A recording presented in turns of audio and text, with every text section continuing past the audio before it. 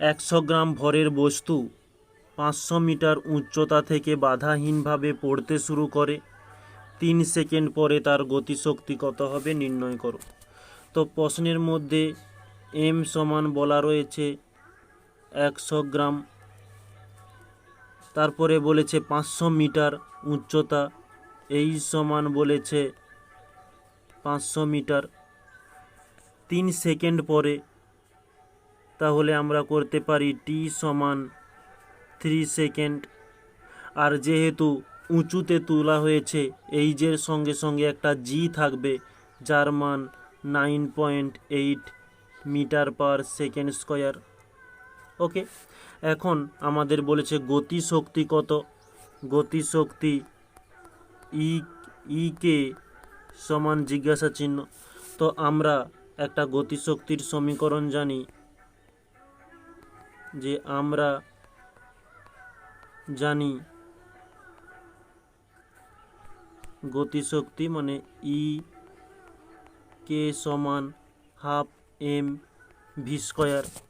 তো এখানে আমাদের এম এর মান দেওয়া রয়েছে কিন্তু ভি এর মান দেওয়া নেই, তাহলে ভি এর মান নির্ণয় করতে হবে।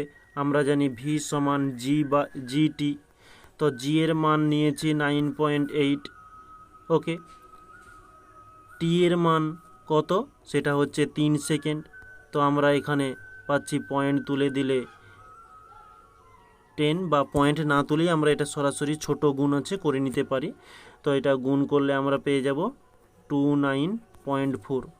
ওকে, তো এখানে আমরা হাফ দিয়ে দিই। তো এম এর মান এখানে দেখো 100 গ্রামে দেওয়া রয়েছে, তো একে গ্রাম থেকে কেজিতে নিয়ে যাওয়ার জন্য আমরা একে 1000 দিয়ে গুণ করব।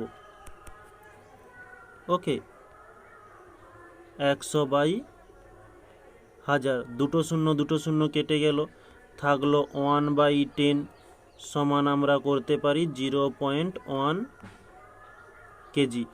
ওকে, তাহলে আমরা এম এর পরিবর্তে 0.1 বসিয়ে দিলাম, আর ভি এর মান 29.4 ইন্টু স্কোয়ার আছে, তাই আমরা এটা দুবার লিখে দিলাম 29.4।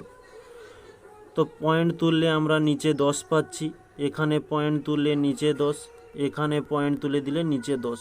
তো এবারে কাটাকাটি করব, 2 একে 2, 2 একে 2, 2 4 8, 2 7 14, আবারও 2 দিয়ে যাবে, 2 5 10, এদিকে দিলে 2 একে 2, বা আমরা এটা কাটছি না। ওকে, এটা রেখে দিই, যেহেতু নিচে শূন্য রয়েছে আমাদের ক্যালকুলেশানে সুবিধা হবে। ওকে, এবারে 147 এর সঙ্গে 294 গুণ করলে আমরা পেয়ে যাব 43218। আমি কিন্তু আগে থেকে গুণ করে রেখেছিলাম, আর একটা সিম্পল গুণ আছে, তোমরাও পেরে যাবে। নিচে দেখো 1 2 3, একের পিঠে মানে 3টে 10 রয়েছে, গুণ করলে একের পিঠে 3টে শূন্য পাবো। তাহলে আমরা উল্টো দিক থেকে 3টে সংখ্যার পরে 1 2 3, 3টে সংখ্যার পরে আমরা দশমিক দিয়ে দেবো। ঠিক আছে, এত জুল, এটি হচ্ছে আমাদের অ্যান্সার।